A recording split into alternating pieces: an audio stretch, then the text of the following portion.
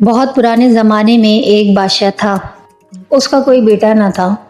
जब वो बूढ़ा हो गया तो उसे फिक्र हुई कि उसके मरने के बाद तख्त व ताज का वारिस कौन होगा। लिहाजा एक दिन उसने अपने मुल्क में ऐलान करवाया कि वो एक बच्चे को गोद लेना चाहता है जो बाद में उसके तख्त व ताज का वारिस होगा। बच्चे के इंतखाब के लिए ये तरीका बताया गया कि तमाम मुल्क में से कुछ बच्चे मुंतखब किए जाएंगे। हर बच्चे को बीज दिया जाएगा।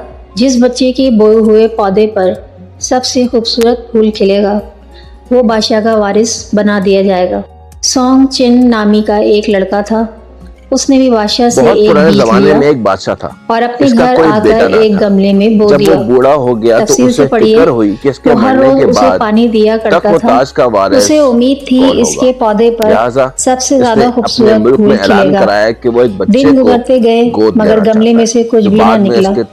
सोंग चिन को बड़ी फिक्र थी। बच्चे के उसने एक और गमला खरीदा और दूर से जाकर मिट्टी लाया और उस बीज को दोबारा एहतियात से लगाया। मगर 2 महीने गुजर जाने पर भी गमले में से कोई पौधा ना निकला। फूल खिलेगा। पलक झपकते में फूलों की नुमाइश का दिन आ पहुंचा। सारे मुल्क के बच्चे शाही महल में जमा हुए। हर एक अपने हाथों में एक गमला लिए हुए था। गमलों में रंग बिरंगे फूल खिले हुए थे। वो हर रोज वाकई बड़े खूबसूरत थे। बादशाह फूल देखने बच्चों के पास आया। वो हर एक खूबसूरत फूल को देखता रहा मगर उसे कोई पसंद नहीं आ रहा था। कुछ भी न चलते चलते अचानक उसकी नजर सोंग चिन पर पड़ी जो एक खाली गमला लिए सर झुकाए खड़ा था।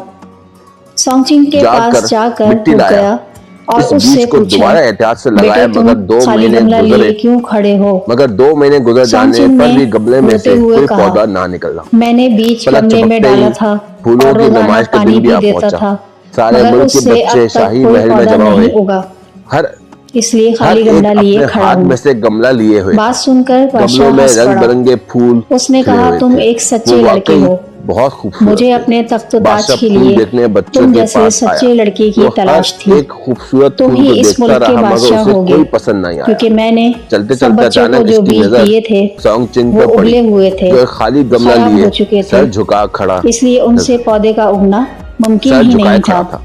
दूसरे बच्चे इसलिए खूबसूरत फूल रखने में कामयाब हो गए थे कि उन्होंने इस खराब की जगह अच्छे बीज बोए थे। मगर सोंग चिन ने यह गलत हरकत नहीं की थी और झूठ से काम नहीं लिया था। लिहाजा उसे सच्चाई का इनाम मिल गया।